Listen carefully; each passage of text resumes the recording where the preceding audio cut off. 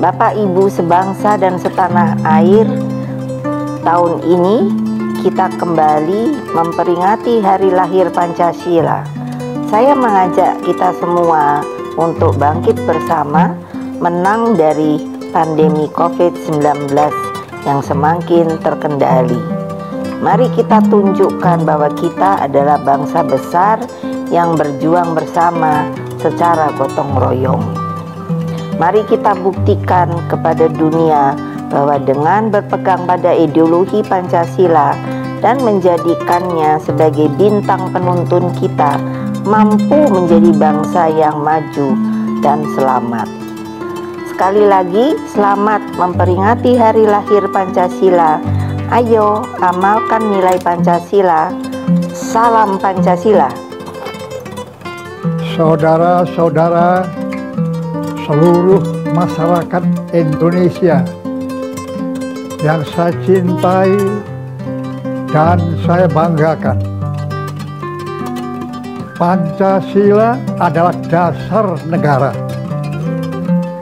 Pancasila juga ideologi negara. Pancasila sebagai pandangan hidup bangsa Indonesia. Pancasila merupakan alat pemersatu bangsa. Pancasila pun memiliki makna sebagai falsafah negara.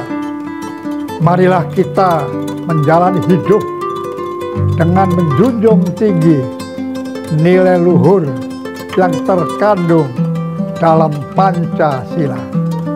Mari kita bersatu bangkit bersama, teguh mewujudkan Indonesia maju dan membangun peradaban dunia. Selamat memperingati hari lahir Pancasila 1 Juni 2022. Salam Pancasila.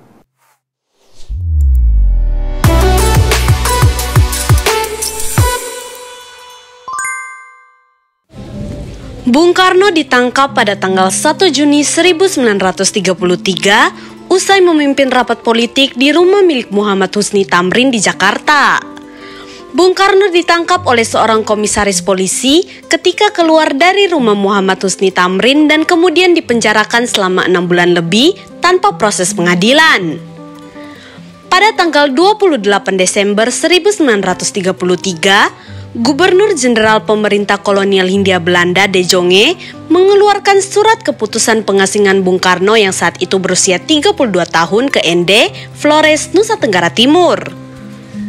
Bung Karno diasingkan atau dibuang ke ND karena kegiatan politiknya dianggap membahayakan kepentingan pemerintah kolonial Hindia Belanda. Bung Karno dan keluarganya bertolak dari Surabaya menuju ND dengan kapal barang KM Van Riebeeck. Setelah berlayar selama 8 hari, mereka tiba di pelabuhan ND dan langsung melaporkan kedatangan mereka ke kantor polisi. Mereka kemudian dibawa ke rumah pengasingan yang terletak di Kampung Ambugaga, Kelurahan Kota Raja. Di rumah pengasingan inilah Bung Karno bersama istrinya Inggit Garnasi, mertuanya Ibu Amsi dan kedua anak angkatnya Ratna Juami dan Kardika menghabiskan waktu selama 4 tahun. Di ND, Bung Karno dan keluarganya menempati rumah milik Haji Abdullah Ambuwaru.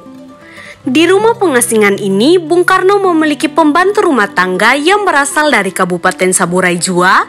Satu di antaranya bermarga Dimu atau di akhir hayatnya biasa disapa Oma Dimu. Selama di ND dari tahun 1934 sampai 1938, Bung Karno selalu menggali nilai-nilai untuk mempersatukan bangsa Indonesia. Tempat paling favorit di tengah keterasingannya adalah di bawah pohon sukun, tempat Bung Karno menggali pemikiran tentang dasar negara yang kemudian dirumuskan oleh Panitia 9 menjadi Pancasila pada tahun 1945. Pada tanggal 18 Oktober 1938, tepat 4 tahun 9 bulan 4 hari, Bung Karno dipindahkan dari ND ke Bengkulu.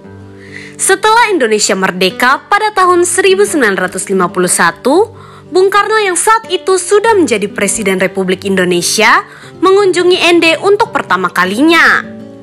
Beliau bertemu Haji Abdullah Ambuwaru dan menyatakan keinginannya agar rumah yang pernah ditempatinya dijadikan museum. Permintaan tersebut kemudian disetujui Haji Abdullah Ambuwaru.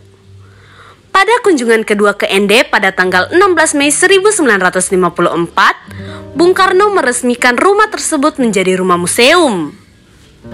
1 Juni 2022, Presiden RI ke-7 Joko Widodo atau Jokowi berkunjung ke Ende untuk melihat langsung rumah pengasingan Bung Karno sekaligus memimpin upacara peringatan Hari Lahir Pancasila ke-77 di lapangan Pancasila Ende setelah sebelumnya Jokowi menetapkan 1 Juni 1945 sebagai Hari Lahir Pancasila.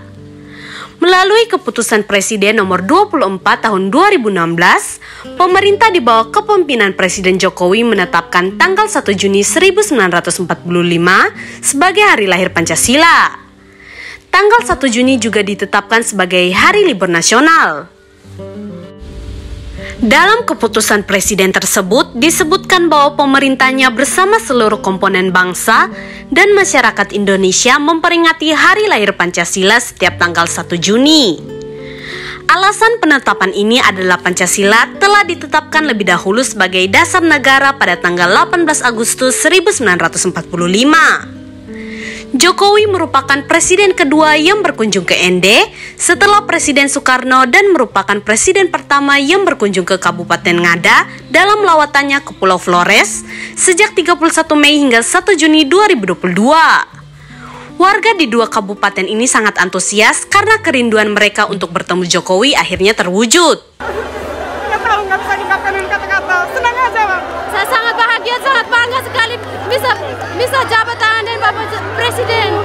Terima kasih banyak Bapak sudah injak kota Pancasila, kota Ende. Saya bahagia sekali dapat berpeluk sama Bapak Presiden. Alhamdulillah, hati saya senang sekali.